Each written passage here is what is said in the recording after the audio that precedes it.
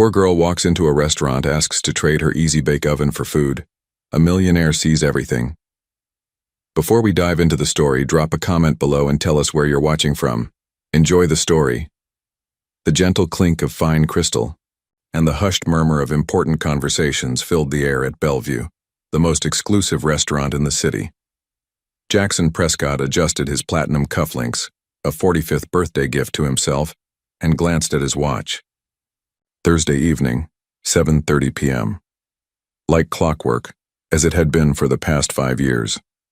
The maitre d' had seated him at his usual table, the one in the corner with the view of both the entrance and the glittering city skyline. Privacy, control, and a vantage point. Everything Jackson valued in both dining and business. "Your usual Bordeaux, Mr. Prescott?" asked Sebastian, the sommelier who had served him for years. "Yes," Jackson replied without looking up from his tablet. The quarterly reports showed another record-breaking profit margin. Prescott Enterprises had just acquired its third pharmaceutical company this year. The board would be pleased. His shareholders would be ecstatic. Yet as Sebastian poured the deep red liquid into his glass, Jackson felt nothing. Not pride, not satisfaction, certainly not joy.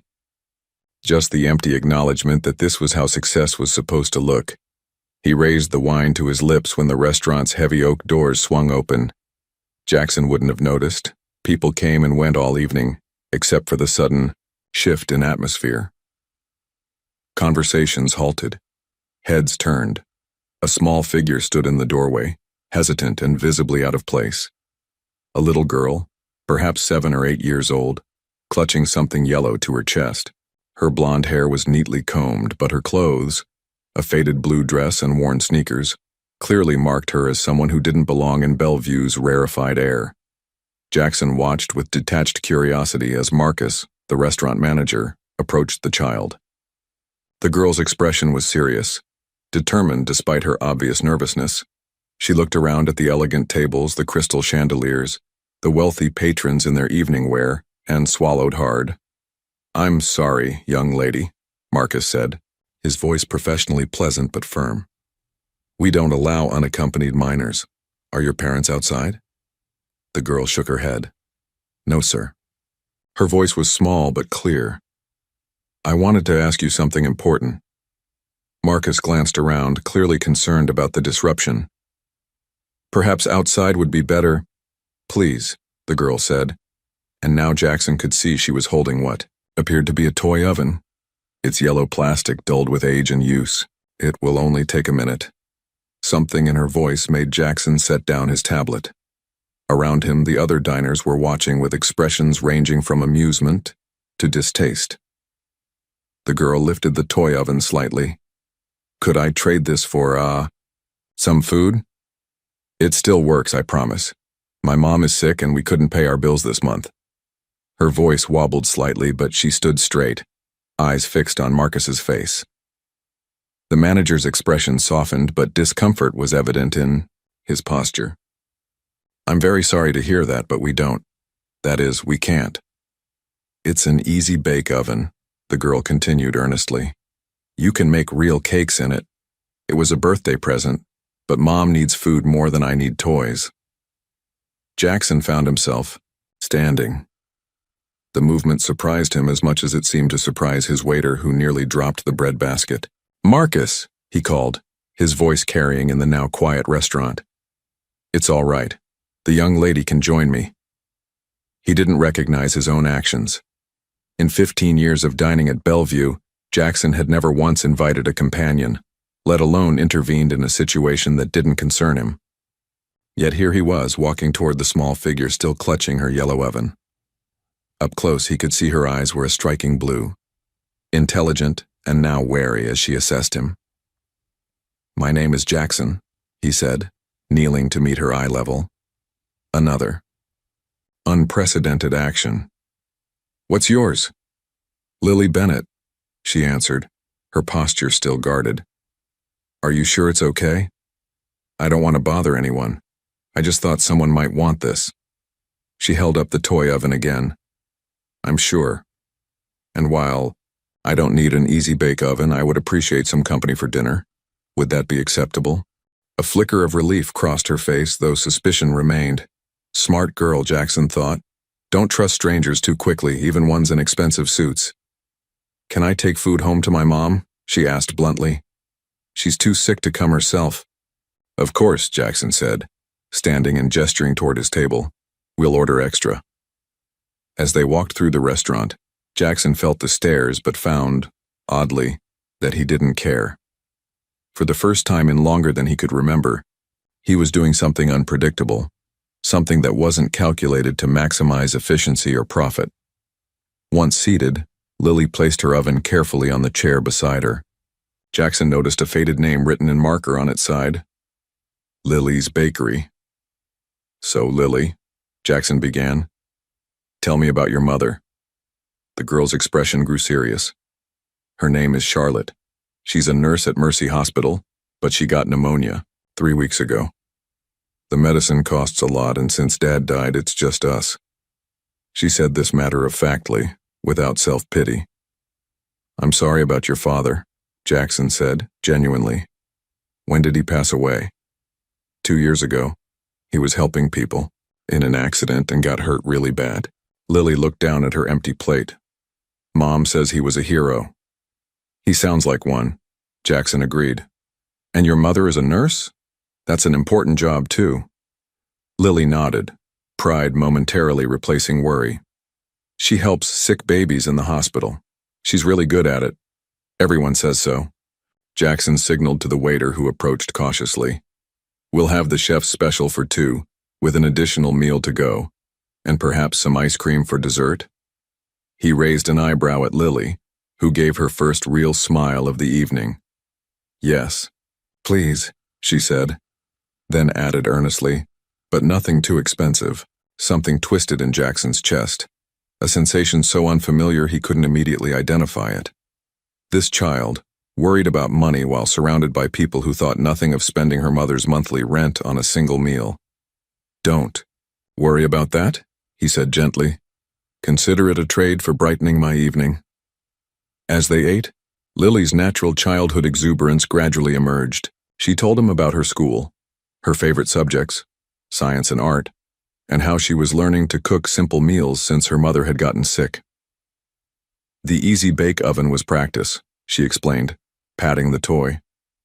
Mom got it for my birthday, last year. I made little cakes every Sunday.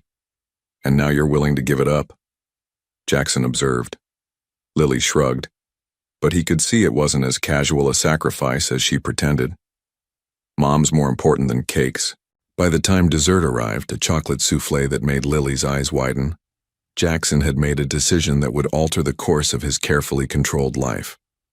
Lily, he said, I'd like to help your mother with her medical bills, and perhaps with your groceries until she's well enough to return to work. The girl looked up sharply, suspicion returning. Why? You don't even know us. A fair question. Why indeed? Jackson himself wasn't entirely sure. Perhaps it was the girl's courage.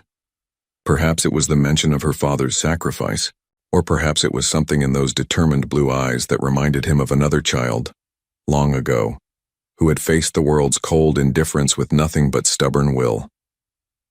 Let's just say I admire your bravery in coming here tonight, he answered. It can't have been easy. Lily considered this. Mom says we shouldn't take charity, she said finally. She says we have to stand on our own feet. This isn't charity, Jackson replied, surprised to find he meant it. Think of it as community, people helping each other through difficult times. He could see her weighing his words, her young mind grappling with adult concepts of pride versus necessity. Could you talk to my mom about it? She finally asked. She makes the big decisions. I'd be honored to speak with her, Jackson said. As they left the restaurant, Jackson carrying a carefully packaged meal for Charlotte, he felt the curious stares of the staff and other diners. For a man whose reputation was built on cold calculation and ruthless efficiency, this display of what? Compassion? Connection? Whatever it was, it didn't fit the narrative of Jackson Prescott, the billionaire who had famously said in a Fortune magazine interview that sentiment has no place in business. or life. Yet as Lily clutched her worn Easy-Bake oven in one hand and the bag of food in the other, looking up at him with cautious hope, Jackson felt something unfamiliar stirring in his chest, something that had been dormant for decades. "My car is this way," he said, leading her to where his driver waited with the Bentley. "Let's go see your mother." Behind them, the exclusive world of Bellevue continued its evening of luxury and privilege. But Jackson Prescott was already moving toward something far more valuable than anything he had found there in 15 years of Thursday dinners. Jackson's Bentley glided through streets that grew progressively narrower and less maintained as they crossed into the east side of the city. Next to him, Lily sat with the container of food balanced carefully on her lap, her Easy-Bake oven secured by the seatbelt between them. "It's the blue building," she directed, pointing to a weathered apartment complex that had likely been built in the 1970s. "Third floor." As Jackson stepped out of the car, the contrast between his world and Lily's struck him forcefully. The sounds of sirens in the distance, the flickering streetlight, the graffiti on the adjacent building wall, all elements that never penetrated his carefully curated existence. "Stay here, James," he instructed his driver, who looked visibly uncomfortable with the neighborhood. Lily led him through a small lobby with mailboxes showing various states of disrepair. The elevator had an out-of-order sign, so they took the stairs, the girl climbing with practiced familiarity while Jackson followed, noticing the worn carpet and faded paint. "Mom might be sleeping," Lily whispered as they reached her door. "She gets really tired now."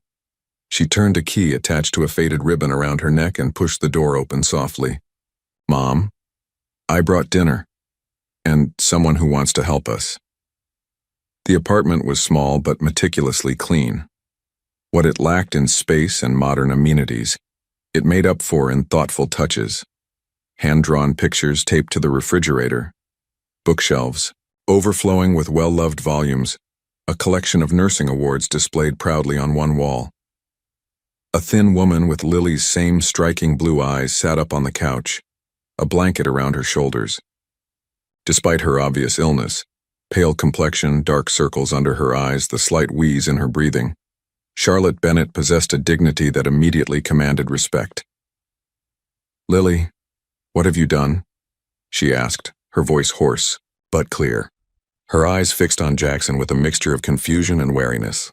"I apologize for the intrusion, Mrs. Bennett," Jackson began, suddenly feeling oddly nervous. "Your daughter visited Bellevue Restaurant tonight. She showed remarkable courage." Charlotte's eyes widened. "Lily, you were supposed to be at Mrs. Garcia's apartment." She turned to Jackson. "I'm so sorry if she bothered you, Mr. Prescott." Jackson Prescott. And she was no bother at all. Recognition flickered in Charlotte's eyes at his name, but she was more focused on her daughter. "Where did you get food from? Lily, please tell me you didn't." "I just asked if someone wanted to trade," Lily explained, setting the container on the coffee table. "For my Easy-Bake. And Mr. Prescott said he wanted to help instead." Charlotte's expression shifted from confusion to mortification. "Mr. Prescott, I can't accept—" "Please," Jackson interrupted. "At least accept the meal. Beyond that, we can discuss options that respect your independence while still addressing immediate concerns." Something in his tone, perhaps the absence of condescension, made Charlotte pause. She studied his face, looking for hidden motives. "Why would you help strangers?" she finally asked. It was the second time tonight he'd faced this question, and Jackson still wasn't entirely sure of the answer. But as he stood in this modest apartment, watching a clearly proud woman fighting both illness and poverty while her daughter tried to sell her beloved toy for food, he knew he couldn't walk away. "Because your daughter reminded me that some things matter more than money," he said simply. "Now please eat while it's still warm. We can talk after." Charlotte nodded slowly, and Lily eagerly opened the container, releasing the aroma of gourmet food into the small apartment. As Jackson watched them, an unexpected memory surfaced. His mother, decades ago, trying to hide her cough as she worked double shifts to keep them afloat. He had been younger than Lily when pneumonia had finally taken her. leaving him alone in the world. Some patterns, it seemed, were not meant to repeat. A week later, Jackson stood outside the Bennett's apartment door, a bag of groceries in one hand and a folder of medical documents in the other. 3 visits in 7 days, unprecedented for a man whose personal connections typically lasted no longer than a business quarter. He knocked, hearing the now familiar patter of Lily's footsteps rushing to answer. "Mr. Prescott," she exclaimed, her face lighting up. "Mom's feeling better today. She sat up for breakfast." The simple achievement, stated with such joy, put Jackson's morning conference call, where they'd celebrated a $50 million acquisition, into sharp perspective. "That's excellent news," he said, following her inside. "And please call me Jackson." The apartment looked brighter today. Sunlight streamed through the windows, and Charlotte sat in an armchair rather than lying on the couch. Though still thin, some color had returned to her face. "You didn't need to bring groceries again," she said, though her tone held more gratitude than reproach. "The specialist you sent was more than enough." After their first meeting, Jackson had arranged for a top pulmonologist to visit Charlotte. The doctor had adjusted her medications and treatment plan, resulting in noticeable improvement. "It's no trouble," Jackson replied, setting down the bags. "Besides, Lily mentioned you like strawberries. These are from a farm upstate." The past week had transformed his routine entirely. Between meetings, he found himself researching pneumonia treatments or having his assistant find children's books about nursing to surprise Lily. His evening calls now included updates to Charlotte about hospital billing issues he'd resolved. "The hospital administrator called yesterday," Charlotte said, watching him unpack the groceries. "She said our bills have been taken care of through an anonymous donation." Jackson concentrated on arranging fruit in a bowl. "That's fortunate, Jackson." Charlotte's voice was gentle but firm. "Why are you doing all this?" He paused, a pint of strawberries in hand. The question deserved an honest answer, but the truth was, he wasn't entirely sure himself. "When I was 6, he began slowly, "my mother got sick, pneumonia like you. We had no insurance, no savings. She kept working through her illness because I needed to be fed." He set the strawberries down. "She died 3 weeks later." Charlotte's expression softened. "I'm so sorry." "It was a long time ago," Jackson said, though the memory felt suddenly fresh. "But when Lily walked into that restaurant, willing to give up something she loved for your care." He shook his head. Some patterns shouldn't repeat. The silence that followed wasn't uncomfortable, but rather filled with mutual understanding. "Mom, can I show Jackson my science project?" Lily called from her bedroom. "Of course, sweetheart," Charlotte answered, her eyes still on Jackson. As Lily proudly displayed her solar system model, Jackson found himself genuinely interested in her explanations of planetary orbits. When she mentioned struggling with her math homework since Charlotte had been ill, he offered to help.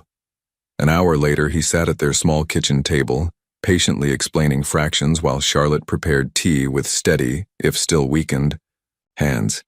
"You're good with her," Charlotte observed quietly as Lily concentrated on a problem. "She's easy to be good with," Jackson replied, surprised to find he meant it. Later, as he prepared to leave, Charlotte walked him to the door while Lily continued her homework. "The doctor says I should be able to return to work in 2 weeks," she said. "Part-time at first, but it's something." Jackson nodded, though an unexpected thought arose. He would miss these visits when they were no longer needed. "That's excellent progress," he said professionally, "but don't rush your recovery." Charlotte studied his face. "You know, most people would have just bought the girl dinner and forgotten about us by morning."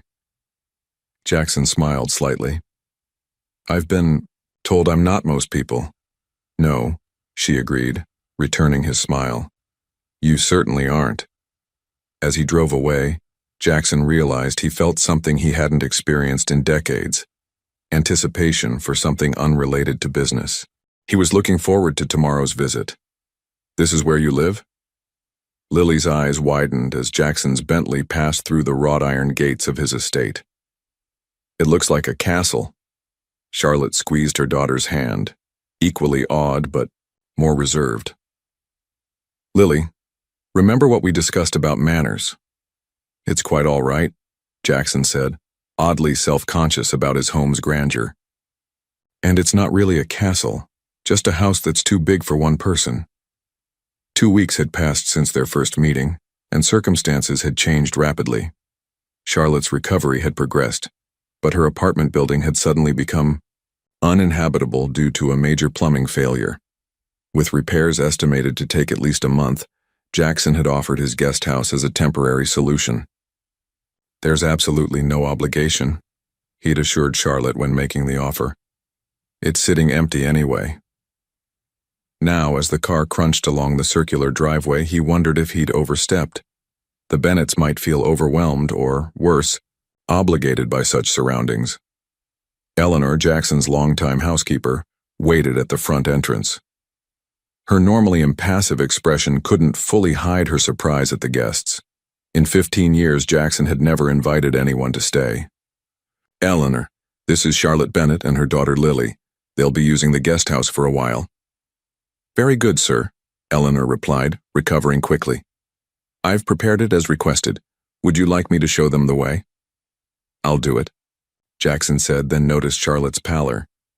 But perhaps we should rest a moment first? Inside, Lily stared openly at the soaring ceilings and artwork that cost more than most houses. Charlotte sat carefully on the edge of an antique sofa, looking simultaneously impressed and uncomfortable. Would you like some tea, Mrs. Bennett? Eleanor offered, picking up on her discomfort. Charlotte, please, and yes, that would be lovely. As Eleanor left, Jackson sat across from them, suddenly unsure how to be a host in his own home, a space that functioned more as a showcase than a living environment. Do you have a swimming pool? Lily asked, breaking the awkward silence. I do, Jackson admitted, though I rarely use it. Can I see it? Please? Charlotte began to protest, but Jackson shook his head. I'd be delighted to show you. Perhaps tomorrow when you're settled. Eleanor returned with tea and cookies, which Lily approached cautiously, until receiving her mother's nod of permission. These are really good, she declared after one bite. Eleanor's specialty, Jackson said. When I was recovering from surgery last year, she made them every day. You were sick too? Lily asked, cookie crumbs on her chin. Just a minor procedure, he clarified, catching Charlotte's curious glance. Nothing like your mother's situation. After tea, Jackson showed them to the guest house, a 3-bedroom structure that still managed to be larger than most apartments. As Lily raced to explore, Charlotte turned to him. This is too much, Jackson. We can't possibly. It's empty most of the year, he interrupted gently. Please consider it a practical solution, not an extravagance. She studied him with those perceptive blue eyes that seemed to see through his practiced exterior. Why do you have a house with so many empty rooms? The question was innocent, but cut straight to a truth Jackson rarely confronted. Why indeed? Status? Investment? Or perhaps the illusion that space could fill the emptiness he carried inside? I suppose I thought success should look a certain way, he answered, surprising himself with his honesty. Charlotte nodded, understanding more than he'd said aloud. Thank you for this. We'll try not to disrupt your routine. But as Jackson walked back to his main house, watching Eleanor already showing Lily the garden flowers, he realized that disruption might be exactly what his routine needed. The doorbell rang at precisely 10:30 a.m., interrupting the unexpected scene in Jackson's kitchen. Lily perched on a stool, explaining her science homework while Jackson made pancakes, a skill Eleanor had hurriedly taught him the previous evening. I'll get it, Eleanor said, eyeing the slightly lopsided pancake Jackson was attempting to flip. Moments later, she returned with a visitor. Mr. Prescott, this is Ms. Vivian Reeves. She says she's from social services. Jackson set down the spatula, instantly alert. Charlotte, who had been enjoying her coffee at the counter, straightened in her chair. The woman was professionally dressed, with a portfolio tucked under her arm and an expression that revealed nothing. Mr. Prescott, she began, I'm here regarding Lily Bennett. We received a report about her current living situation. Jackson glanced at Lily, who had gone very still. Perhaps we should speak privately, he suggested, gesturing toward his study. Once there, Vivian wasted no time. "Mr. Prescott, I understand. You've recently taken in a single mother and her child. As a social worker, I need to ensure this arrangement is appropriate." Jackson kept his expression neutral. "Their apartment building experienced plumbing issues. They're temporary guests. Ms. Bennett is a nurse recovering from pneumonia." Vivian made notes. "And your relationship with Ms. Bennett is—" "Friendship," Jackson replied firmly. "Quite a generous friend to offer accommodations in one of the city's most exclusive neighborhoods." Her tone remained professional, but her implication was clear. Jackson felt a flash of anger. "Is there something specific you're concerned about, Ms. Reeves?" "My concern is for the child," she replied. "When someone of your position suddenly develops an interest in a struggling family, questions naturally arise." The insinuation hung in the air between them.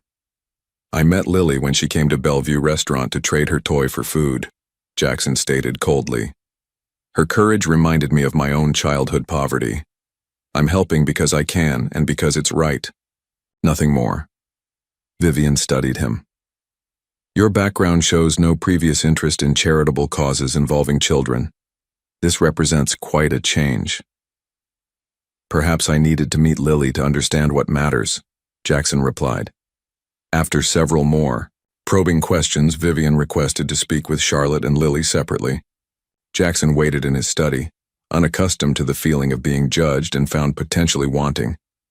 30 minutes later, Vivian returned. "Ms. Bennett speaks highly of you," she acknowledged, "and Lily seems comfortable here. For now, I have no immediate concerns." "For now?" Jackson repeated. "I'll be filing a report and conducting a follow-up visit in 2 weeks. Unusual living arrangements between unrelated adults and children are something we monitor closely." After she left, Jackson found Charlotte in the guest house, her expression troubled. "I'm so sorry," she began.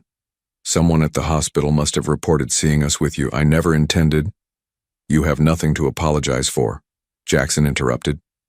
"This is my fault. I didn't consider how our arrangement might appear to others." "She asked if there was a romantic relationship between us," Charlotte said, unable to hide her embarrassment. Jackson hadn't considered how his actions might compromise Charlotte's reputation.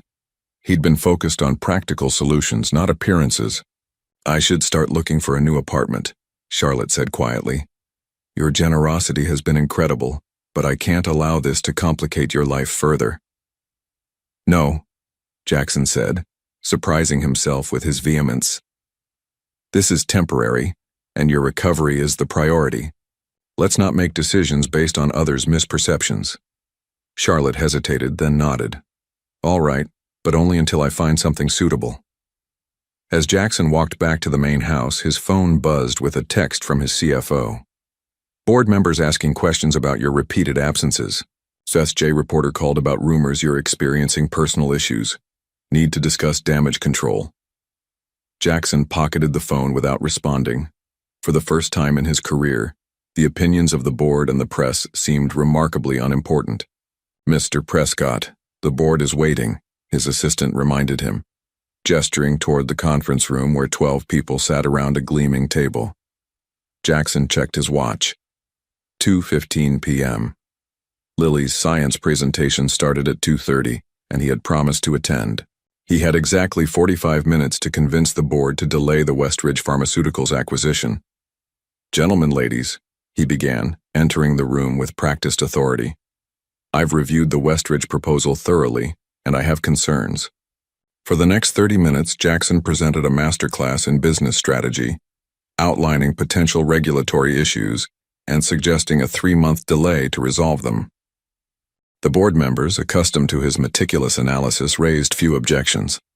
"So we're agreed," Jackson concluded, glancing again at his watch. "We'll revisit Westridge next quarter." Richard Harmon, his longest-serving board member, raised an eyebrow. "You seem in a hurry, Jackson. Another appointment?" "Yes," Jackson replied simply, gathering his documents. "Anything the board should know about?" Richard pressed. Jackson paused. A month ago, he would have canceled any personal commitment for a meeting of this magnitude. A month ago, the idea of attending a second-grade science presentation wouldn't have crossed his mind. I promised a young friend I'd attend her school presentation, he said, surprising himself with his transparency. She's presenting on the respiratory system, something her mother, a nurse, helped her understand. The silence that followed was thick with confusion. Jackson Prescott, discussing a child's school event as a legitimate reason to end a board meeting early? Well, Richard finally said, give her our congratulations. Jackson nodded and left, feeling strangely liberated. 20 minutes later, he slipped into the back of the elementary school auditorium, just as Lily's class took the stage. When she spotted him, her face lit up with such pure joy that Jackson felt something shift inside him, as if pieces of his life were rearranging themselves into a new configuration. After the presentation, Lily ran to him, her handmade poster of the human lungs clutched proudly in her hands. You came. Mom said you might be too busy. I wouldn't have missed it, Jackson told her, realizing he meant it completely. Later that evening, after Lily had gone to bed, Charlotte joined Jackson on the terrace where he was answering emails. You made her day, she said, settling into a nearby chair. She talked about you being there all through dinner. Jackson set down his tablet. Her presentation was impressive. She has a real aptitude for science. Like her father, Charlotte said softly. He was a paramedic. Science was his passion too. It was the first time she'd volunteered information about her late husband. How did you meet? Jackson asked. Charlotte smiled at the memory. Car accident, actually. Nothing serious, but enough to need medical attention. He was the paramedic who responded. He kept checking on me after, bringing me medical journals he thought I'd find interesting since I was in nursing school. He sounds like a good man. The best, Charlotte agreed. After he died in that multiple car pileup, I wasn't sure we'd survive, not financially or emotionally. But Lily. She shook her head in wonder. She became so strong, so determined to make him proud. Jackson thought of the little girl offering her cherished toy for her mother's well-being. She's remarkable. Yes, Charlotte nodded. And she's becoming attached to you, Jackson. When you didn't answer her call yesterday, she was worried you'd stopped caring about us. The gentle warning was clear. Be careful with my daughter's heart. Had to silence my phone during negotiations, he explained. It won't happen again. Charlotte studied him. You rearranged your day for a second-grade presentation. That's not something I expected from Jackson Prescott, CEO. Neither did I, he admitted. But I'm finding that some commitments matter more than business. Even board meetings? She asked, clearly having heard about his hasty departure. Even those, he confirmed. Charlotte was quiet for a moment, then said, just be sure, Jackson. Because if you start something you can't finish, with Lily, with these gestures, it would be worse than never starting at all. Her words carried the weight of a woman who had already lost once, who couldn't bear to see her daughter lose again. I understand, Jackson said, and for the first time in years he was making decisions with his heart as much as his head. Higher, Jackson, higher! Lily squealed as she soared on the park swing, her blonde hair catching the sunlight. Jackson obliged, pushing gently but firmly, still unused to the delicate balance required, enough force to create excitement, but not enough to frighten. From a nearby bench, Charlotte watched them, a smile playing on her lips. 6 weeks had passed since they'd moved into Jackson's guest house, and the transformation in all of them was unmistakable. Charlotte herself had regained her strength, returning to part-time shifts at the hospital. Jackson had convinced her to accept a temporary position with his foundation's healthcare initiative, work she could do remotely while continuing her recovery. But the most profound changes were in Jackson himself. Did you see how high I went? Lily asked breathlessly as she finally hopped off the swing. I believe you almost reached the clouds, Jackson confirmed solemnly, earning a giggle. Can we get ice cream before the movie, please? Jackson glanced at Charlotte, who nodded her permission. These Sunday excursions had become their ritual, an activity followed by dinner and a movie back at the house. Last week had been the Natural History Museum, the week before a trip to the Botanical Gardens. Places Jackson hadn't visited in years, if ever, now seen through the fresh perspective of a 7-year-old's enthusiasm. At the ice cream shop, Jackson watched as Lily deliberated between flavors with the seriousness of a Supreme Court justice. Charlotte selected vanilla with hot fudge, while Jackson, still discovering his own preferences beyond business lunches, chose butter pecan after Lily's earnest recommendation. "You've got some." Charlotte gestured to the corner of his mouth, where a drop of ice cream lingered. Without thinking, Jackson used his monogrammed handkerchief to wipe it away, then froze mid-motion, suddenly self-conscious. "I don't think I've had ice cream in a cone since I was 12, he admitted. "That's just sad," Lily declared, her own chocolate-smeared face evidence of proper ice cream enjoyment. Charlotte laughed, a sound Jackson had grown to appreciate more than any corporate victory.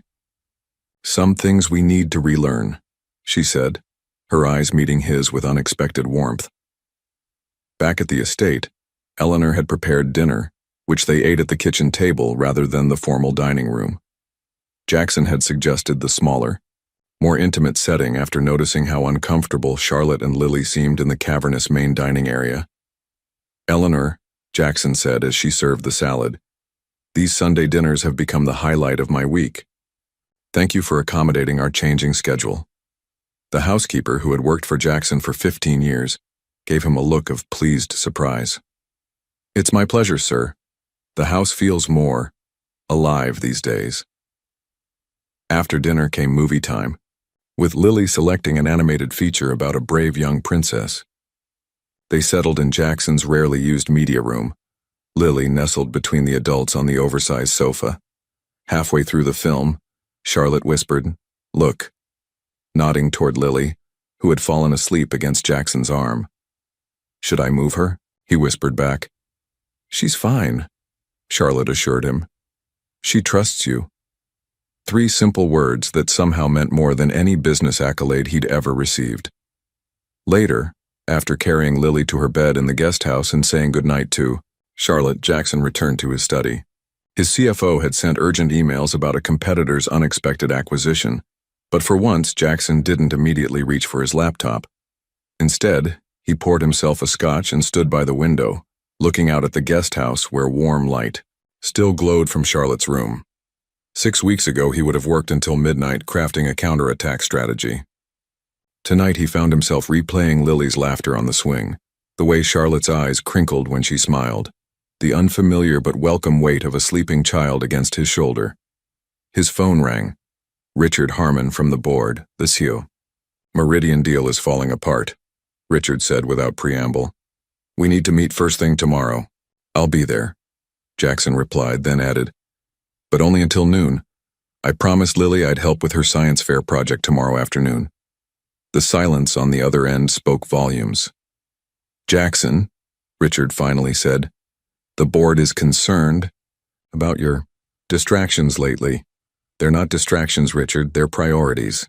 After hanging up, Jackson turned off his phone, another unprecedented action, and decided some emails could wait until morning. Some traditions, he was learning, were worth creating. The storm arrived without warning, violent and sudden. Lightning split the sky as thunder rattled the windows of Jackson's estate.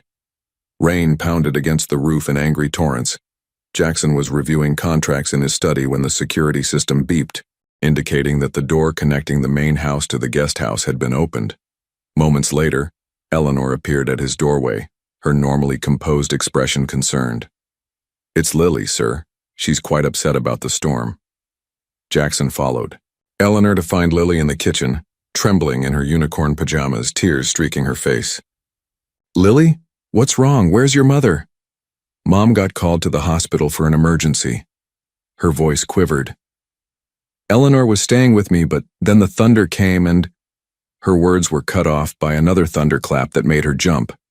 Jackson knelt before her. "You're afraid of storms?" She nodded miserably.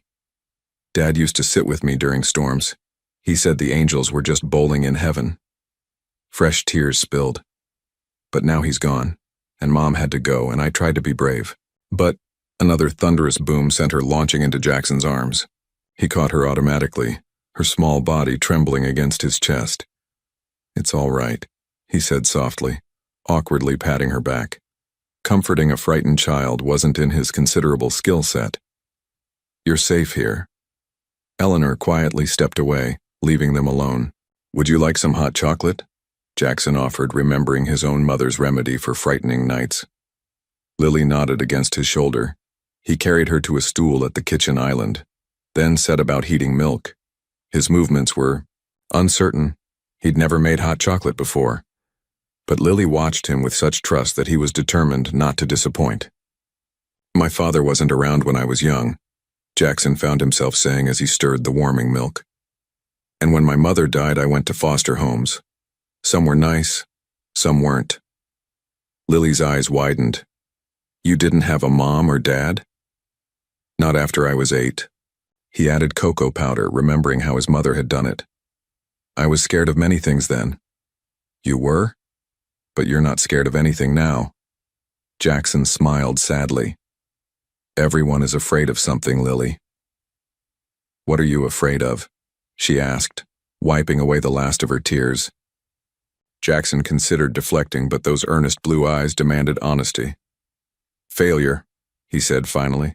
"Being alone, not mattering to anyone." He poured the hot chocolate into mugs, adding a marshmallow to Lily's. "But you matter to lots of people," Lily said, accepting her mug. "You matter to me and Mom and Eleanor and all those people who work for you." "That's different," Jackson explained, sitting beside her. "Working for someone isn't the same as caring about them." Thunder crashed again, but Lily seemed less frightened now, focused on their conversation. "Mom says people show they care in different ways," she said, chocolate mustache forming above her lip. "Like when you came to my science presentation even though you had important meetings." Her simple observation struck him deeply. Yes, he had chosen her presentation over a critical meeting, not out of obligation, but because he genuinely cared. "Your mother is very wise," Jackson said softly. They sat together through the storm, Lily eventually curling against his side on the sofa as he read from a book they found in the library. By the time Charlotte returned, the storm had passed and Lily was asleep with her head on Jackson's lap. Charlotte stood in the doorway, still in her nurse's scrubs, taking in the scene with surprise. "She was frightened by the storm," Jackson explained quietly. "We had hot chocolate and stories." Charlotte's expression softened as she approached. "She usually hides under her bed during storms." She brushed a strand of hair from her daughter's face. "You must have magic powers." "No magic," Jackson replied. "Just understanding what it's like to be scared and alone." Charlotte studied him, her gaze gentle but penetrating. "Sometimes I forget that beneath the billionaire businessman is someone who once was a little boy who lost everything." Her words, so simply stated yet profoundly accurate, left Jackson momentarily speechless. "Thank you for being there for her," Charlotte said, carefully lifting her sleeping daughter. "It means more than you know." As they left, Jackson remained on the sofa, realizing that for the first time in decades, someone saw him not just as Jackson Prescott, CEO, but as simply Jackson, a man with fears and a past capable of both vulnerability and comfort. It was terrifying and strangely freeing. "I circled the parts I don't understand," Lily said, sliding her math homework across the kitchen table to Jackson. It was a Tuesday evening and the scene had become remarkably ordinary. Lily at homework, Charlotte preparing dinner, Jackson arriving home early enough to join them rather than working late at the office. "Fractions again, huh?" Jackson studied the worksheet. "Let's tackle these together." 2 months had passed since the Bennetts had moved into his guest house. The plumbing in their apartment building had long been fixed, but neither Charlotte nor Jackson had mentioned them moving out. The arrangement had shifted from temporary solution to comfortable routine. Charlotte, now fully recovered, had taken a part-time position at the hospital while continuing to consult for Jackson's healthcare foundation. The flexible schedule allowed her to be home when Lily returned from school. "Math makes my brain hurt," Lily complained, though she leaned in attentively as Jackson explained the concept using apple slices as visual aids. "You're good at this," Charlotte observed, stirring something that filled the kitchen with a delicious, Aroma. I think she understands fractions better from you than from her teacher. Jackson felt an unexpected glow of pride. His skills with financial models and market predictions were well documented, but teaching a 7-year-old math felt like a more significant accomplishment. Mr. Wilson gave me an A on my science project, Lily announced. He said my respiratory system model was exemplary. That means really good. I know what exemplary means, Jackson replied, feigning offense. Lily giggled, a sound that had become one of his favorites. I told him you helped me with the design, but I did the coloring all by myself. Teamwork at its finest, Charlotte said, setting plates on the table. Dinner was simple but delicious. Charlotte had discovered a talent for cooking during her recovery. Conversation flowed easily, punctuated by Lily's school stories and occasional discussions about Charlotte's patients. How was your meeting with the board? Charlotte asked as they cleared the dishes. Jackson hesitated. The meeting had been challenging, several. Board members had expressed concern about his changing priorities and lack of killer instinct in recent acquisitions. It was instructive, he finally said. Richard Harmon suggested I might be losing my edge. Charlotte raised an eyebrow. And are you? I'm not sure edge is what matters anymore, Jackson admitted, surprising himself with his honesty. The corporate world measures success in numbers, not moments. Charlotte considered him thoughtfully as she loaded the dishwasher. And which matters more to you now? Before Jackson could answer, Lily called from the living room where she'd gone to fetch a book. Mom, Jackson, come quick, I'm on TV. They hurried in to find a local news report about Lily's school science fair. The camera panned briefly to Lily explaining her project to a judge, with Jackson visible in the background, looking proudly attentive in a way no business achievement had ever inspired. You're famous now, Jackson teased as the segment ended. Lily beamed. The news lady interviewed me about my project. She asked who helped me, and I said you did, and she looked really surprised. Why surprised? Charlotte asked. She said, Jackson Prescott helped with your science project. And I said yes. He's really smart about lungs because his mom died from not being able to breathe right. Was that okay to say? She looked suddenly uncertain. Jackson felt a momentary tightness in his chest at hearing his personal history so innocently repeated. It's fine, Lily. It's true. Later, after Lily had gone to bed, Jackson's phone buzzed with a text from his publicist. Fox Business wants to interview you about your mentorship of underprivileged children. Apparently you were spotted at an elementary school science fair. He set the phone down without responding. The corporate world was finally noticing his absence, interpreting his personal choices through their own lens, calculating what advantage he must be seeking, what strategy he was employing by spending time with a child and her mother. They couldn't understand that for the first time in decades, Jackson Prescott wasn't following a strategy at all. He was simply living. Everything okay? Charlotte asked, noticing his expression as she entered with 2 cups of tea. Perfect, he replied, and was surprised to realize he meant it. Jackson stared at the email on his tablet, reading it a 3rd time, though the words remained unchanged. Charlotte had received a job offer from Boston Children's Hospital, a prestigious position in their neonatal intensive care unit. The opportunity was exceptional, one that would advance her career significantly, and it was over 200 miles away. He set the tablet down just as Charlotte entered his study, her expression a mixture of excitement and uncertainty. You saw the offer, she said, noticing the email on his screen. I did. Congratulations. It's an incredible opportunity. I haven't accepted yet, she replied, sitting across from him. I wanted to discuss it with you first. 3 months had passed since the Bennetts had moved into his guest house. 3 months of dinners together, weekend outings, homework help, and movie nights. 3 months during which Jackson's carefully structured life had transformed into something warmer, more meaningful, and infinitely more complicated. It's perfect for you, Jackson said, maintaining his composure despite the hollow feeling spreading in his chest. Your specialty? Excellent compensation, a world-class institution. Charlotte nodded slowly. Yes, all those things are true, but Lily has settled in at school here, made friends, and there's... She paused, meeting his eyes directly. There's what's developed between all of us. The unspoken question hung in the air between them. What exactly had developed? They hadn't put a name to it. This arrangement, this quasi-family they'd become. Jackson attended Lily's school events. Charlotte helped reorganize his charitable foundation. They shared meals and conversations and quiet evenings, but they'd never defined what it meant. You can't turn down an opportunity like this, Jackson said finally. Not for a temporary living arrangement. Something flickered in Charlotte's eyes. Disappointment? Relief? He couldn't tell. You're right, she agreed softly. It was always going to be temporary, wasn't it? That evening, dinner was unusually quiet. Lily, perceptive as always, glanced between the adults with growing concern. Is something wrong? She finally asked. Did I do something bad? No, sweetheart, Charlotte assured her. But we do need to talk about something important. As Charlotte gently explained about the Boston offer, Jackson watched Lily's expression change from confusion to disbelief to the beginning of tears. But we can't leave, she protested. What about school? What about my friends? What about...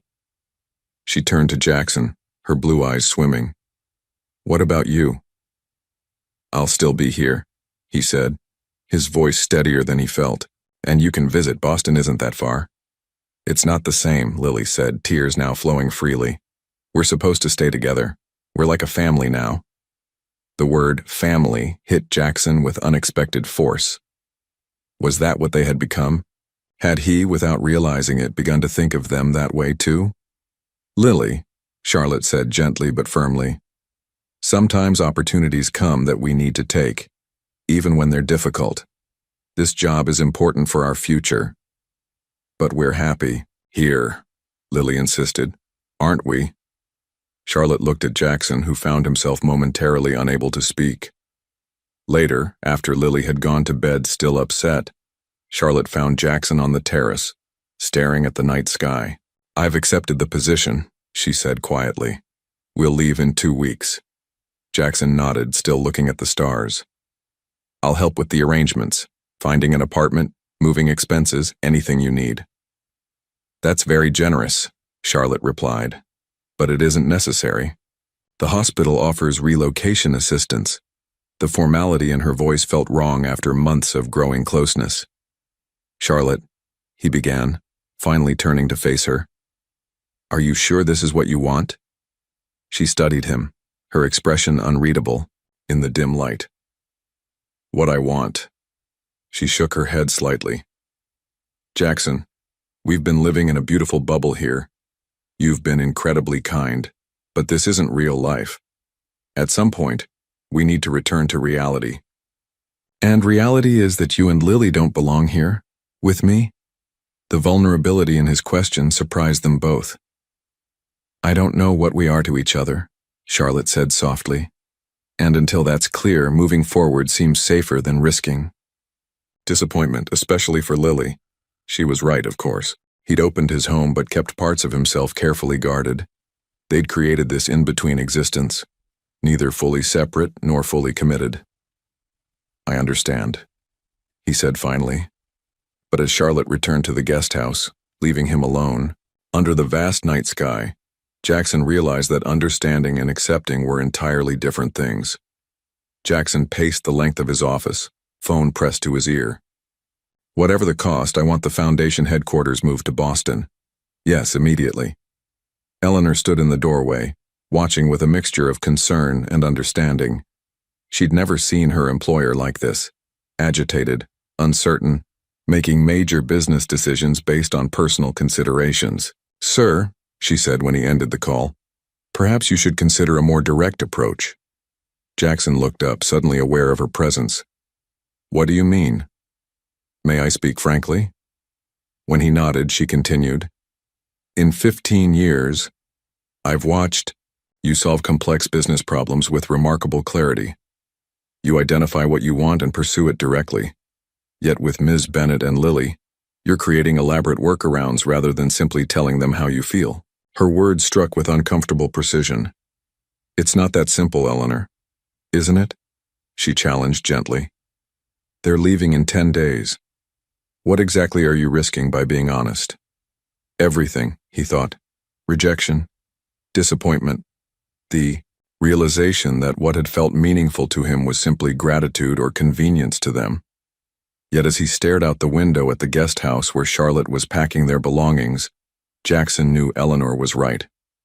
He was strategizing like a businessman, when what was needed was the courage to be simply a man, one who had discovered quite unexpectedly that his carefully constructed life felt empty without a nurse and her daughter in it. That evening, Jackson invited Charlotte to dinner, just the two of them at the restaurant where an unexpected meeting with Lily had changed everything. Bellevue, Charlotte noted as they were seated at Jackson's regular table. This feels like coming full circle. In a way it is, he agreed, his usual confidence wavering slightly. This is where everything began. After they ordered, Charlotte folded her hands on the table. Jackson, why are we here? If this is a goodbye dinner, it's very thoughtful, but... It's not goodbye, he interrupted. At least I hope it isn't. Charlotte's expression grew cautious. What do you mean? Jackson took a breath. I've been thinking about solutions. My foundation is opening a Boston office. I could spend significant time there. Or you could work remotely some days. We could find a balance that allows you this opportunity without ending what we've started. And what exactly have we started, Jackson? Charlotte asked quietly. It was the question he'd been avoiding for months, the one that required him to examine, feelings he'd kept carefully controlled. Something I never expected, he admitted. Something I wasn't looking for but now can't imagine living without. Charlotte's eyes softened. Jackson, I care about you, Charlotte. Both of you. More than I thought possible. The words felt foreign on his tongue, unpracticed but necessary. The thought of you leaving. It's made me realize how empty my life was before you arrived, and how empty it will be again if you go. Our lives are very different, she said gently. You built an empire. I take care of sick babies. How would that work long term? I don't know, he admitted, but I'm willing to figure it out if you are. Charlotte studied him, her expression thoughtful. When Mark, Lily's father, died, I promised myself I wouldn't let anyone else close enough to hurt us if we lost them. It felt safer that way. And now? Now I'm not sure safety is worth what we'd be giving up. She reached across the table, her fingers lightly touching his. But Jackson, we can't build a relationship on convenience or obligation. If we try this, whatever this is, it has to be real. For all our sakes, but especially Lily's. It is real, he assured her. More real than anything in my life has been for a very long time. As they talked through dinner, possibilities emerged from what had seemed an inevitable ending. Charlotte would accept the Boston position, but they would find a way to bridge the distance. Jackson would restructure his schedule to allow for regular travel. They would take things slowly, thoughtfully, with Lily's well-being guiding their decisions. Later, walking together under the stars, Charlotte asked the question that had lingered unspoken. Why haven't you built a family of your own, Jackson? You're successful, intelligent, capable of such kindness when you allow yourself to be. The honesty of the night made evasion impossible. After my mother died, I learned that attachment means vulnerability, he said quietly. I decided success was safer than connection. Until a little girl walked into a restaurant with an easy-bake oven and reminded me what courage really looks like. Charlotte's hand found his, their fingers intertwining in the darkness. Neither knew exactly what the future held, but for the first time, they were willing to face it together. Jackson examined the documents one final time before signing. The purchase of a townhouse in Boston's Beacon Hill neighborhood, elegant, historic, and conveniently located near Boston Children's Hospital. A surprise for Charlotte and Lily, who had been struggling to find suitable housing with Boston's competitive rental market. The paperwork is in order, Mr. Prescott, his real estate attorney confirmed. The property is yours. Would you like to see it first, or shall we arrange for the keys to be delivered to Ms. Bennett directly? I'll present them myself, Jackson replied. I'm flying to Boston tomorrow. 5 days had passed since their dinner at Bellevue. 5 days of careful planning, of rearranging his schedule to accommodate regular trips to Boston, of imagining a future divided between two cities but united by something stronger than geography. The next morning, Jackson arrived at Charlotte's new workplace with a bouquet of lilies and a small gift box containing the house keys. He waited patiently as the receptionist announced him, taking in the bright modern facility where Charlotte would be helping save vulnerable newborns. Jackson? Charlotte appeared, looking professional and confident in her new hospital ID badge. This is a surprise. I thought you were coming tomorrow. I wanted to see your first day, he explained, presenting the flowers. And I have something for you. Charlotte smiled, but there was a slight wariness in her expression. That's very thoughtful. I have a break in 10 minutes. We could talk in the cafeteria? The cafeteria was crowded with staff in various colored scrubs. They found a small table in the corner where Jackson handed her the elegant blue box. What's this? She asked. A solution to your housing problem, he replied. Open it. Charlotte lifted the lid, confusion crossing her face at the sight of the keys. I don't understand. A townhouse on Beacon Hill, Jackson explained. 4 bedrooms, a small garden, walking distance to the hospital, and an excellent school for Lily. It's yours. Well, not legally yours yet, but we can discuss those details later. For now, consider it a lease with very favorable terms. He had expected delight, relief, perhaps even happy tears. Instead, Charlotte's expression closed like a door shutting. You bought a house? Without telling me? It's an investment property, Jackson explained, sensing her unease. It makes financial sense and it solves your immediate need. My immediate need, Charlotte repeated, her voice cooling. Jackson, we discussed trying to build something real between us, something equal, and your solution is to… What? Make me your charity case, your kept woman? That's not… Jackson began, but Charlotte cut him off. I know you meant well, she said, lowering her voice as a nearby table glanced their way. But this is exactly what I was afraid of. You see a problem, you throw money at it. That might work in business, but relationships don't work that way. Jackson felt his own frustration rising. This isn't about money. It's about creating stability. For you and Lily. Stability I didn't ask for and can't reciprocate, Charlotte replied. How am I supposed to feel living in a house I could never afford on my own? What message does that send to Lily about independence, about earning your way? I thought you'd be happy, Jackson said, genuinely bewildered by her reaction. Charlotte sighed, her anger giving way to resignation. That's the problem, Jackson. You didn't really think about how I'd feel at all. You thought about the problem, housing, and implemented a solution that made sense to you. A nurse approached their table. Dr. Kelly needs you in the NICU, Charlotte. Charlotte nodded, then turned back to Jackson. I need to go. And I think we need some time to reconsider whether this can work. We come from different worlds, Jackson. Maybe we should accept that. She slid the box back across the table, stood, and walked away without looking back. 2 days later, Eleanor found Jackson in his study, staring at the Boston property contract. Ms. Bennett called, she said carefully. She asked that you not contact her for a while. She says Lily has been enrolled in a new school and they're staying temporarily with a colleague until they find suitable housing. Jackson nodded, not trusting himself to speak. Sir? Eleanor ventured. Perhaps in time. That will be all, Eleanor. Jackson interrupted. When she left, he reached for the phone, nearly calling Charlotte before remembering her request. Instead, he called his office. Push all meetings to next week, he instructed his assistant. And tell the board I'll be unavailable for the quarterly review. For the first time in his career, Jackson Prescott was shirking his professional responsibilities and finding he didn't care.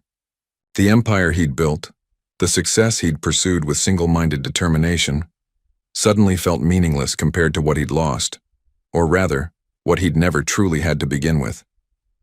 Sir, there's an envelope addressed to you. Personal, not business. Jackson looked up from his desk where quarterly reports lay neglected. 3 weeks had passed since the Boston disaster. 3 weeks of silence from Charlotte and Lily. The envelope contained a child's drawing and a printed flyer. Boston Academy Spring Program. Famous scientists through history. A star was drawn beside Lily Bennett, Marie Curie, with a performance, time circled in purple crayon. No note. No explanation. Just an invitation that could only have come from Lily herself. Jackson stared at it, hope and uncertainty battling within him. That Friday found him sitting in the back row of the school auditorium, watching as nervous children took the stage. When Lily appeared in a lab coat with her hair powdered gray, the sound system suddenly squealed with feedback. She froze, her prepared speech forgotten as panic crossed her face. Her eyes searched the audience desperately until they found Jackson. Their gazes locked and her small shoulders straightened.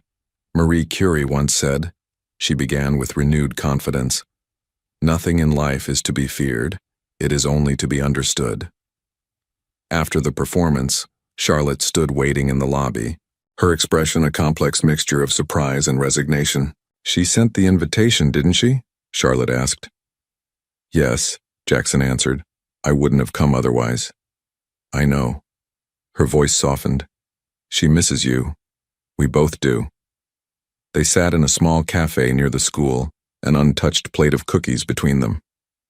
Lily had been thrilled to see Jackson, hugging him fiercely before Charlotte gently explained they needed to talk privately. "I shouldn't have reacted that way," Charlotte admitted. "The house was generous, but—" "No," Jackson interrupted. "You were right. I was solving a problem, not building a relationship. I'm used to fixing things with money." A silence fell between them, heavy with unspoken words. "Mom?" Lily appeared beside their table, having escaped the teacher tasked with watching the children after the performance. "Lily, I told you to wait." "But it's important," Lily insisted, her Marie Curie wig slightly askew. She looked between them, blue eyes determined. "Are you two fighting because of me?" "No, sweetheart," Charlotte assured her. "Adult relationships are complicated." "They don't have to be," Lily said with a child's certainty. "Mom smiles more when you're around, Jackson. And you laugh when you're with us. You didn't laugh before, did you?" Jackson shook his head, speechless at her perception. "Dad would want us to be happy," Lily continued. "And we were happy together. Can't we just be a family again?" Charlotte's eyes filled with tears as she looked at Jackson, who found himself equally moved by the simple wisdom of a 7-year-old who saw what they'd been too afraid to acknowledge. "Sometimes," Jackson said softly, "it takes the bravest person in the room to speak the truth." 6 months later, Jackson's estate had transformed. The formal living room now housed a piano where Lily practiced diligently each afternoon. The once pristine kitchen regularly bore evidence of baking experiments, some more successful than others. Bookshelves that had displayed leather-bound classics now shared space with children's literature and medical journals. Most notably, the guest house stood empty. Its former occupants had moved into the main house, bringing warmth and life to spaces that had previously known only echoing silence. "Checkmate," Lily announced triumphantly, moving her queen into position on the chessboard between them. Jackson studied the board with exaggerated dismay. "How did I miss that?" "Because you were letting me win," Lily replied, giving him a knowing look that reminded him so much of Charlotte. "You shouldn't do that. How will I get better if you don't? Play your best." "You're absolutely right," Jackson acknowledged, resetting the pieces. No more holding back. From the kitchen came the sounds of Charlotte preparing dinner, humming softly as she worked. The delicious aroma of her signature lasagna filled the air, a comforting reminder of the new rhythms their lives had established. Eleanor entered the room, her once formal demeanor now considerably warmed. "Phone call for you, sir. Mr. Harmon says it's urgent." "Tell him I'll call back tomorrow," Jackson replied without hesitation. "Family time is non-negotiable." Eleanor smiled, no longer surprised by such responses. "Very good, sir." After Lily had decisively won a second game, legitimately this time, she ran to fetch something from her room. Charlotte joined Jackson on the sofa, curling naturally against him. "The hospital called," she said. They're offering me the department director position. That's incredible, Jackson said, genuinely proud. You've accomplished so much in just 6 months. It means more responsibility, longer hours sometimes, she cautioned. We'll make it work, he assured her. That's what families do. The word family no longer felt foreign on his tongue. What had begun as an unexpected encounter at a restaurant had evolved into something Jackson had never thought possible for himself. A genuine connection that transcended his world of acquisitions and assets. Lily returned, carefully carrying her easy bake oven, the same worn yellow toy she'd once offered to trade for food. Can we make dessert? She asked. I found a new recipe. Of course, Jackson replied. The sight of the toy oven still triggered a rush of emotion, the memory of a small, brave girl willing to sacrifice something she loved for someone she loved more. As they gathered around the kitchen island, the three of them working together to create tiny, imperfect cakes, Jackson reflected on the journey that had brought them here. The path had not been straight or simple. There had been misunderstandings, adjustments, and necessary compromises on all sides. Charlotte had accepted the Boston position, but negotiated a schedule that allowed them to split time between both cities. Jackson had restructured his company to permit remote work and delegated responsibilities he'd once jealously guarded. They'd found a rhythm that honored both their careers while prioritizing their relationship and Lily's stability. They're ready, Lily announced as the timer dinged. She carefully removed 3 small cakes from the toy oven, presenting them proudly. They looked delicious, Charlotte praised, accepting hers. Jackson took his with appropriate solemnity. A masterpiece. As they enjoyed Lily's creation, making appreciative noises despite the slightly overdone edges, Jackson felt a profound contentment that no business success had ever provided. His empire of steel and glass stocks and assets would always be part of him, but it was no longer what defined him. I have news too, he said when they'd finished the last crumbs. The Foundation's pediatric healthcare initiative secured funding for 10 new clinics nationwide. That's wonderful, Charlotte said, squeezing his hand. You're changing lives. Just as you changed mine, he replied softly. Later that evening, after Lily had gone to bed, Jackson and Charlotte stood on the terrace beneath a canopy of stars. The same stars that had witnessed their first honest conversation months ago now shone down on 2 people who had found their way back to each other, stronger for having navigated the journey. Are you happy? Charlotte asked, her head resting against his shoulder. Jackson thought of his life before, the cold precision, the relentless pursuit of more, the emptiness he'd refused to acknowledge. And he thought of now, messy, unpredictable, occasionally chaotic, and infinitely more meaningful. Happier than I ever imagined possible, he answered truthfully.